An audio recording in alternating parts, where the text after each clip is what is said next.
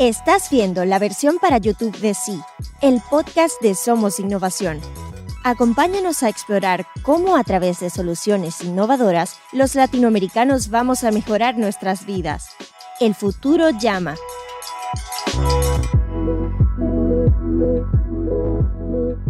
Hola, soy Federico Fernández. Bienvenidos a un nuevo episodio de Sí, el podcast de Somos Innovación. Hoy les traemos la segunda parte de la charla que tuvimos con Alejandro de León Toledo. En las notas del episodio voy a dejar las formas que tienen en la web para encontrarlo a Alejandro y también información sobre MiCrowd, su empresa de microcréditos que se dedica a ayudar a mujeres latinoamericanas.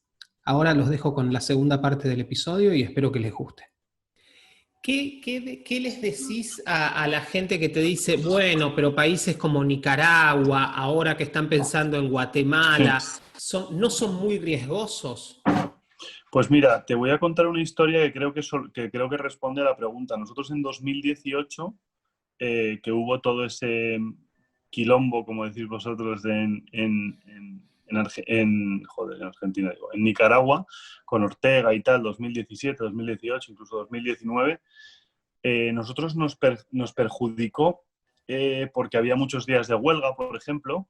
Había días que los trabajadores tenían un poco de miedo de salir a la calle y tal, entonces te perjudica porque ese día el tipo no recauda el dinero. Pero nuestras carteras no se resintieron.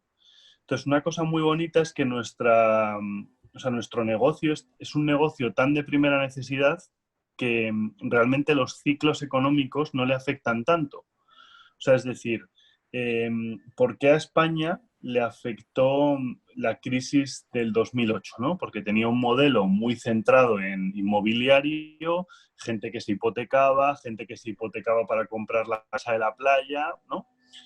Pero claro, es que yo no estoy financiando a esos. Yo a quien financio es a la mujer que se compra un cerdo. Entonces, claro, es que la mujer que destaza, como dicen allí, cerdo, lo tiene que destazar, esté el ciclo económico expansivo o no.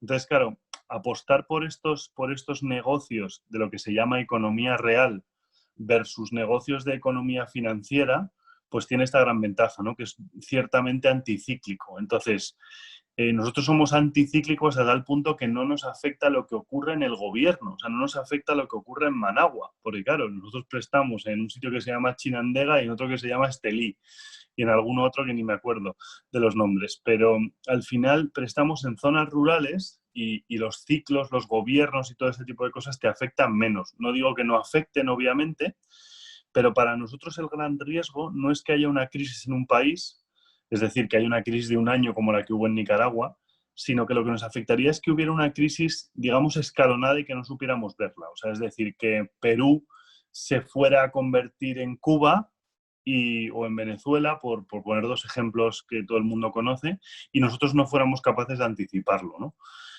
Pero una crisis de un año, las mujeres, pues esto es como el COVID, ¿no? La gente me pregunta mucho cómo va a ir su inversión después del COVID y yo siempre digo que creo que mejor que nunca, porque claro, nosotros somos especialistas en llegar a comunidades y reflotarlas, reactivarlas y hacerlas prósperas. Entonces, pues esta oportunidad se agiganta con el COVID, ¿no? O sea, el reto con el COVID ahora es filtrar bien a la mujer. O sea, nosotros, como se dice en inglés, el pipeline de mujeres lo vamos a tener mejor que nunca. Van a haber más necesidades que nunca y nosotros realmente, cuanta más necesidad, pues más oportunidad de negocio para nosotros, lógicamente, ¿no? Entonces, nosotros ahora mismo lo que tenemos que hacer es filtrar bien qué mujeres son las talentosas y las extraordinarias, como he mencionado antes, pero creo que vamos a ser más importantes que nunca después del COVID, ¿no? Entonces, por eso yo a todos mis inversores soy hiperpositivo, porque al final, si hay una inversión que tenga sentido ahora, es inversión en economía real, ¿no? Ahora que con todos estos vaivenes que hemos tenido con el COVID en la economía, vamos a decir, financiera, ¿no? Sin querer robarte los secretos, ¿cómo seleccionan a las mujeres y sobre todo, cómo seleccionan? Vos hiciste mucho hincapié en el tema de comunidades más que de Sí. países. ¿Cómo eligen estas Sí, mira, comunidades? nosotros, o sea, lo primero que te quiero decir es que somos súper open source, o sea, que no tenemos ningún secreto. porque además considero que cuando haces una cosa buena no tienes que tener secretos, ¿no? O sea, es decir, Alexander Fleming cuando inventó la penicilina, pues no, o sea, la compartió con el mundo, o Tim Berners-Lee cuando inventó Internet nos lo regaló gratis, ¿no? Entonces nosotros, desde nuestra humildad, obviamente no tenemos nada que ver con esos dos monstruos, pero nosotros somos súper transparentes porque decimos, joder, si alguien nos copia, pues genial, ¿no? O sea, si alguien me copia y se va a Paraguay y hace lo mismo, pues ojalá. Entonces, digamos que nosotros son 50 preguntas, o sea, no te puedo decir las 50 ahora, pero porque no me las sé. Nosotros las hemos desarrollado con una universidad que se llama, bueno, con el IE y con IES en España, y hemos desarrollado un algoritmo que pregunta, pues hay preguntas desde preguntas de redes sociales, o sea, por ponerte un ejemplo, una mujer que está en Facebook tiene más posibilidades de pagar que una que no está en Facebook, porque es una cuestión de la que te quiere engañar, pues suele no estar en redes sociales. O si una mujer recibe llamadas de teléfono de manera recurrente, tiene más posibilidades de pagarte que una mujer que no recibe llamadas de teléfono de manera recurrente, ¿no? O sea, son correlaciones que a priori pues alguien puede pensar que no son 100% intuitivas, pero son así, ¿no? Y junto con estas preguntas hay otras pues 48 que son pues muchas de si está casada, si su marido trabaja, cuántos miembros de su familia dependen de ella, si tiene otro trabajo que le ayude, cuánto ingresa por el otro trabajo. Pues una mujer que, por ejemplo, por la mañana trabaja en el ayuntamiento y por la tarde trabaja con nosotros, pues obviamente tiene más posibilidades de que le vaya bien el negocio, ¿no? O una mujer que es profesora por las mañanas, que eso pasa mucho, ¿no? Luego pedimos el historial crediticio. A veces no lo tienen y pueden pasar el filtro, pero si lo tienen, pues mucho mejor. Luego, y ahora estamos trabajando, de hecho, en meter machine learning en nuestro algoritmo, de manera que los pesos de todo lo que te he contado se actualicen instantáneamente, ¿no? O sea, es decir, que si los hijos que tenga son una decisión clave, pues que al día siguiente el peso en el algoritmo se haya actualizado, ¿no? Estamos trabajando con una empresa que se llama BigML en un momento inicial, pero es una empresa súper interesante que ofrece Machine Learning as a Service, o sea, que entras en la web y lo utilizas, ¿no? Y bueno, estamos en ese punto, ¿no? Mejorando el algoritmo para mejorar el filtro, vamos, lo de siempre. A lo que se dedican los empresarios, a intentar ahorrar dinero para su empresa. Desde el lado humano, también desde el lado económico, si querés, probablemente los dos confluyan. ¿Cuáles son los casos más exitosos que vos has visto desde que estás en MiCrowd?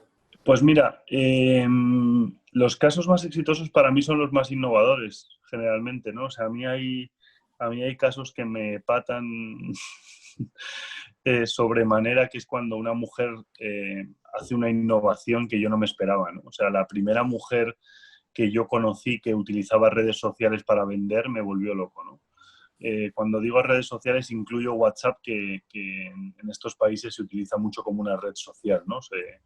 Entonces, yo de repente recuerdo perfectamente el caso de una frutera que hacía delivery como Uber en medio de la selva, ¿no? Entonces tenían pues unos motoristas que entregaban la fruta súper rápido, ¿no? Entonces, ese caso a mí me volvió loco. Pero luego he visto uno que creo que viene muy al caso con el tema que nos une, que es una señora que vendía por internet según terminaba el vestido. O sea, la tía decía, yo me pongo a tejer y cuando acabo lo envío a todos mis contactos y el primero que lo compre hago una subasta, entre comillas, una subasta de tiempos, una especie de grupón, ¿no? Y el primero que lo compre se lo queda. Entonces me decía muy, muy graciosa y muy ufana, me decía, y encima la gente, como sabe, cada día tengo más contactos, cada día lo vendo más rápido, ¿no? Y al final, si lo piensas, esto es Uber o Globo o Deliveroo, ¿no? O sea, o Groupon, vamos, o sea, Groupon, ¿por qué tenía sentido? Porque la gente compraba cosas que ni siquiera quería, ¿no? Pero como solo quedaban 10, te entraba el calentón y lo comprabas. Y al final, o sea, lo bonito de Internet es como democratiza esta, entre comillas, puja, pues a la señora cada vez decía que vendía los vestidos más rápido, ¿no? Y, o sea, a mí me encanta esa parte, esa justicia social que tiene la tecnología, ¿no? O sea, cuando confluyen, pues eso que hablaba Adam Smith en los sentimientos morales, ¿no? O sea, creo que la tecnología nos ayuda a sacar nuestros sentimientos morales. Estás en la industria del crédito, sos parte, digamos, de la industria financiera de alguna manera. ¿Cómo ves, digamos, pero por otro lado, bueno, ustedes trabajan a través de cuestiones innovadoras, tienen una página web, no son un banco tradicional? Eso creo que, digamos, permite justamente alternativas innovadoras como la tuya. ¿Ves algún riesgo regulatorio en el futuro? A ver, o sea, tú piensas que nosotros estamos en constante innovación y somos muy conscientes de que muchas de las cosas que vamos a hacer van a ser alegales. O sea, yo intento no hacer cosas ilegales, ¿no? Pero alegales, el ciudadano siempre aprende y el Estado nunca aprende. Los únicos que pueden aprender, dijo Friedman, son los ciudadanos y no podría estar más de acuerdo, ¿no? Entonces, claro, el Estado siempre va por detrás. O sea, tú date cuenta que yo me he reunido con la Comisión Nacional muchas veces, pero la primera de ellas, en la primera investigación que nos hicieron, bueno, he de decir que en todas han salido bien, incluso Banco de España y Comisión, todas nos han pedido información y nunca nadie nos ha multado ni nos ha prohibido nada. Pero la primera que tuve, que me encantó porque nos llamaron de un departamento que se llamaba Chiringuitos Financieros, que es acojonante que el departamento se llame así. Y el tipo terminó, no te voy a decir el nombre para no meter en un lío, pero terminó la reunión diciéndome que iba a pedir un waiver a su jefe para invertir en la empresa, ¿no? O sea, le convencimos tanto que el tipo quería invertir en la empresa, entonces estaba agobiado, no, es que me voy a meter en un lío y tal. Entonces nosotros, joder, al final, date cuenta que nosotros somos, o sea, intentamos ir por delante de la legislación, porque la oportunidad del mercado siempre está por delante de la legislación, pero es normal, o sea, eso no significa que estés haciendo una cosa ilegal. O sea, cuando salió Facebook, pues eso, no había la ley que lo sustentara, pero es que, claro, era una innovación, lo mismo que con Uber y todo eso, ¿no? O sea, lo importante obviamente es no cometer ninguna ilegalidad. Nosotros tenemos un equipo de abogados y cada paso lo damos con pies de plomo, pero eso no tiene, o sea, eso no tiene que cortar, digamos, la innovación, ¿no? O sea, a mí me gusta una frase que repitió Rorty de Stuart Mill en uno de sus libros que decía, para mí el Estado es la mezcla entre evitar el sufrimiento del vulnerable y dejar a la gente en paz, ¿no? Pues creo que con los innovadores nos tienen o les tienen que dejar en paz, ¿no? O sea, tú al final, y creo que Stuart Mill es el gran representante de todo esto, o sea, Stuart Mill ponderaba el liberalismo no solo porque protegía al más vulnerable, que lo hemos hablado durante toda la entrevista y está sustentado con datos, por qué protege al más vulnerable, cualquiera que se meta en la web del Banco Mundial lo verá, sino que también protege al genio, ¿no? O sea, ¿dónde están los países que más premios Nobel han recibido? Pues en los países más libres, ¿no? Y no digo los más ricos, digo los más libres, ¿no? ¿Y por qué? Porque el liberalismo y el pensamiento liberal, por no ponerlo, el pensamiento liberal en general protege al genio, ¿no? Y al final, pues un innovador es como bueno, pues eso, alguien que anhela hacer algo que no haya hecho nadie antes, ¿no? Entonces, y respondiendo a la pregunta de manera más concreta, si temo a los estados, sí, les tengo terror. Les tengo terror porque, claro, el Estado es un comisionista que no aporta valor. Es necesario, obviamente, para proteger, como digo, al débil y para proteger al ciudadano, pero claro, vivimos en países que tienen estados que se exceden bastante de lo que sería proteger a un ciudadano, ¿no? No necesito tanta protección. Entonces sí, tengo terror a los estados, sobre todo por la falta de comprensión, ¿no? O sea, al final, te voy a poner un ejemplo que lo vas a entender perfectamente, pero nosotros no penalizamos el retraso a la mujer. ¿Por qué? Porque nosotros preferimos que la mujer se retrase, pero que salga adelante, ¿no? O sea, creemos que en una relación de largo plazo en la que nosotros un 27% de las mujeres de primer crédito se retrasan. Y lo aceptamos, eso tiene un coste operativo, probablemente el inversor termine teniendo algo menos de rentabilidad, pero lo importante es que quieran pagar y que paguen, ¿no? Pero bueno, el 27% se retrasan. De segundo crédito solo se retrasan el 5%. O sea, es decir, cuando ya llegas al segundo crédito ya estás muy enderezado, ¿no?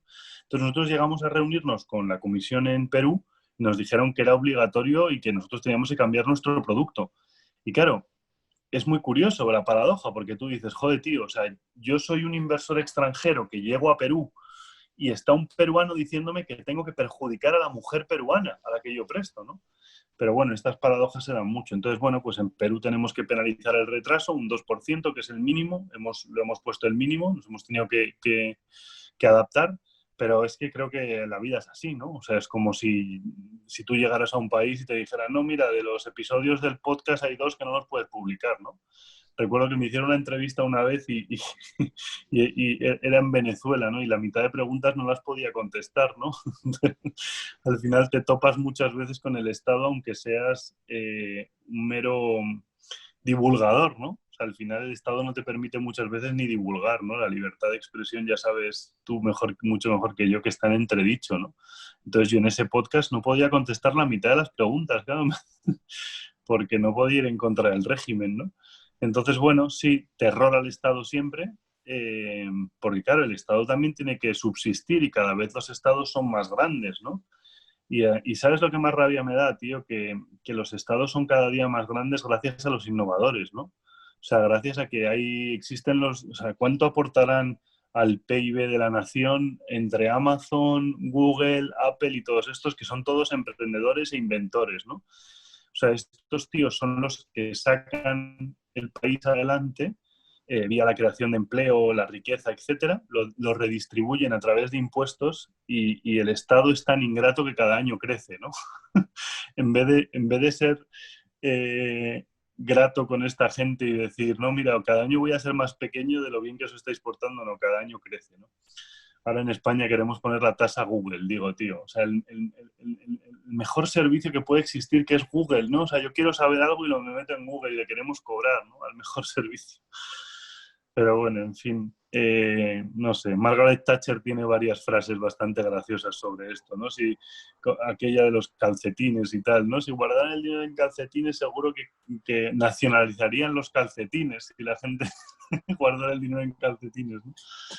Pues así lo veo yo también, desgraciadamente. Alejandro, cambiando un poco de tema y abusándome de tu tiempo, pero bueno, No, por favor. La charla está linda y me daría pena cortarla por una por cuestión favor, cronológica únicamente. Estoy de vacaciones, así que el tiempo que necesites. La verdad, me siento peor ahora que sé que encima te estoy interrumpiendo tus vacaciones. Pero, no te preocupes. Vivimos en una época, digamos, que la cuestión de género es muy importante, la cuestión, vos mencionaste el feminismo, mencionaste además no solo el feminismo, sino el feminismo de corte liberal. Digamos, un concepto que está muy pegado a toda esta cuestión normalmente es el del empoderamiento. Sí. ¿Vos qué visión tenés respecto del empoderamiento de la mujer? Pues mira, esta te la contesto clavada. Porque, claro, si no has viajado, como la ministra de Igualdad o la ministra de Trabajo, que sospecho que no han viajado, te das cuenta muy rápido de que es imposible que tú empoderes a nadie. O sea, es decir, imagínate que tú fueras pobre y yo fuera rico, o al revés, y yo te diera todos los años $100.000. Y entonces tú vivieras todos los años genial, ¿no? O sea, como estos... imagínate los amigos de los futbolistas que van a vivir a las casas del futbolista y que con 21 años dejan todo y se van a vivir con el futbolista. ¿Tú les ves muy empoderados? Yo no. ¿Por qué? Porque claro, si el futbolista se rompe las rodillas, han quedado todos en paro. Todo el equipo de 10 se han quedado en paro, ¿no? Y con las subvenciones pasa lo mismo. Si las subvenciones tuvieran sentido, volviendo a Friedman, cada año serían menos, ¿no? Pero ¿qué ocurre? Que claro, se les llena la boca a los políticos diciendo, no, el empoderamiento femenino. No hay manera de empoderarles dándoles una ayuda. Una ayuda no empodera, porque claro, empodera solo hasta que yo hasta que yo pueda pagarte, volviendo al ejemplo, los 100.000 euros al año, ¿no? Si yo tengo un accidente de avión, pues ya te he dejado de empoderar, ¿no? Entonces, el empoderamiento nunca puede ser por parte de una ayuda porque no es sostenible, depende del ciclo económico, las subvenciones dependen del ciclo económico. Eso por un lado. Pero por otro lado es que yo nunca sería capaz de empoderarte a ti. Tú te tienes que empoderar tú mismo, ¿no? Entonces, yo creo que una parte muy alta de la población se puede empoderar, tienen que tomar ellos la decisión de empoderarse, y hay una parte que no se puede empoderar y para eso existe el Estado y las ONGs, ¿no? Pero para el resto, empoderarse básicamente es conseguir, en nuestro caso en el de mi crowd, es conseguir que yo no sea necesario, ¿no? Entonces a nosotros nos encanta tanto cuando la mujer repite con el préstamo, o sea, es decir, la mujer cancela su préstamo de 1.000 euros y luego le damos uno de 1.500, como cuando no repite y nos llama y nos dice, oye, chicos, tengo 8 cerdos, me va súper bien el negocio, no necesito más crédito. Entonces, claro, eso es una mujer empoderada. ¿Pero qué necesitas para empoderarte? Formar parte de pleno derecho en un mercado, en el que sea, ¿no? Entonces, claro, este empoderamiento tiene que venir, solo te lo puede dar el mercado, solo te lo puede dar encontrar tu sitio y decir, oye, yo soy la que vende leche a $5 y hay otro que la vende a 7 de mejor calidad y otro que la vende a 3 de peor calidad. Pero yo soy la que la vende a 5 en este sitio, con estas condiciones y tantos litros, ¿no? Cuando el mercado te abre tu hueco y tú has encontrado tu hueco en el mercado, tú eres una persona empoderada. Entonces, nosotros no empoderamos a nadie, sino que nosotros ayudamos, obviamente, en el empoderamiento femenino. También me ayudan a mí a empoderarme ellas, ¿no? O sea, es un quid pro quo. Ok, el capitalismo entonces, digamos, según vos, yo comparto, ayuda a eliminar la pobreza, incluso, bueno, empodera a los individuos, mujeres, hombres y lo que sea, pero hay un problema que yo creo que el capitalismo no soluciona, el de la desigualdad. Yo creo que sí lo soluciona. O sea, yo creo que sí la soluciona porque el índice Gini cada día es más bajo. O sea, la gente se cree que la desigualdad aumenta porque se lee el periódico, pero si tú entras en el Banco Mundial o en Our World in Data, en la web de Max Rosser, de mi admirado Max Rosser, pues verás que el índice Gini, que es un índice que mide todos los percentiles de la población, cada año decrece. ¿Y por qué el índice Gini tiene más sentido que cualquier titular en un periódico? Porque el titular en un periódico, cuando dicen, no, el 1% es más rico que el no sé qué por ciento de tal, están cogiendo están cogiendo el percentil que ellos quieren. Pero si tú miras todos los percentiles y el índice Gini en global va decreciendo cada año. O sea, no me quiero equivocar con los datos, entonces, pero me parece que estaba antes en 64, ya vamos por 60 y para 2030 se espera que llegue como a 55.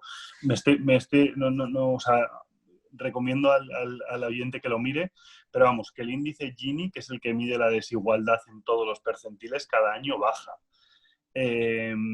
Y luego hay otra cosa, que la desigualdad es un concepto ciertamente vago, porque claro, desigualdad significa que hay uno muy rico y otro muy pobre, pero claro, eso es verdad, ¿no? O sea, hay uno muy rico y otro muy pobre. O sea, tú eres Amancio Ortega y el de al lado de Amancio Ortega en Arteixo, pues es muy pobre. Pero claro, ¿tú dónde prefieres vivir? ¿En Arteixo o en el pueblo de al lado? Yo prefiero en Arteixo, aunque sea más desigual, ¿no? Y la misma pregunta te la hago con Corea, ¿no? ¿Tú dónde prefieres vivir? ¿En la igualdad de Corea del Norte o en la desigualdad de Corea del Sur, ¿no? Entonces, ¿qué ocurre? Que los países tienen una curva que se llama la curva de Kuznets, que también fue premio Nobel, me parece que del 71 o del 73, no me acuerdo, y fue premio Nobel por esta curva, ¿no? Entonces, al final los países cuando tienen una explosión de riqueza, pues te pongo el ejemplo de Arteixo, aunque no sea un país, ¿no? O sea, si te nace un Amancio Ortega en Arteixo o te nace un Warren Buffett en Omaha, pues obviamente Omaha pasa a ser un país, una ciudad o un pueblo mucho más desigual de lo que era antes.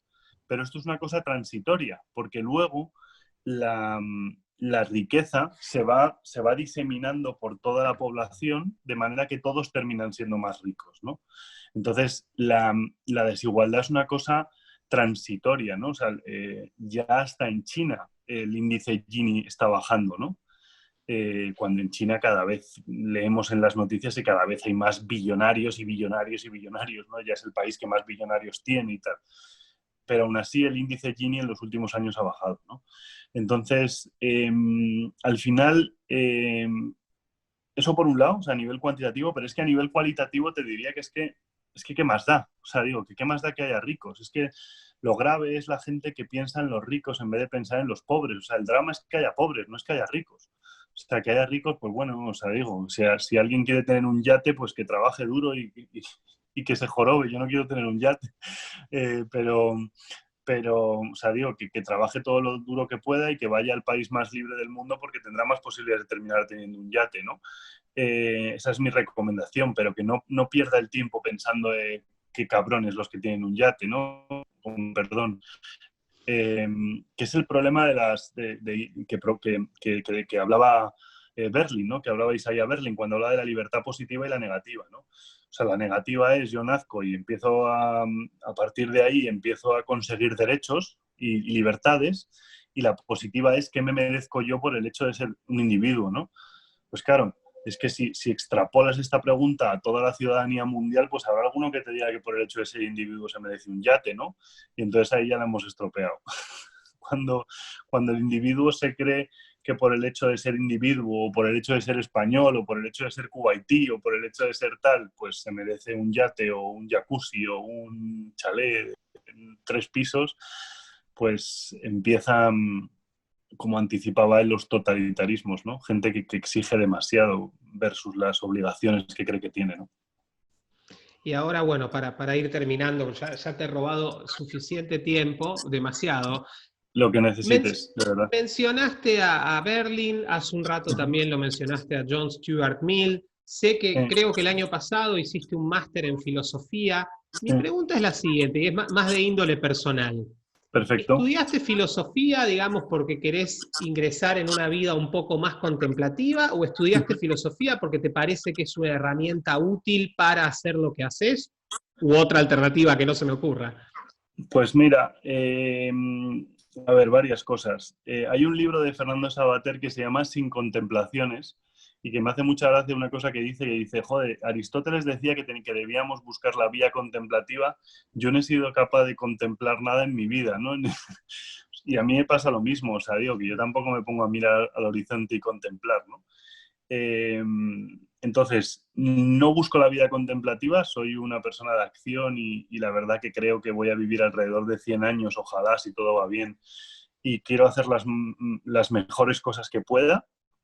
Pero sí que es verdad que hay una cosa que me abruma, que es, me abruma las tecnologías tipo el Kindle o Google. O sea, a mí poner Isaiah Berlin y que me aparezcan libros de Isaiah Berlin, algunos gratis y otros que valgan 2 euros, o sea, me abruma, ¿sabes? No puedo evitarlo. Entonces, digamos que yo estudié filosofía sin ningún interés crematístico, vamos a decir, o sea, no espero recuperar la inversión de mis estudios en filosofía, pero sí que es verdad que, joder, al final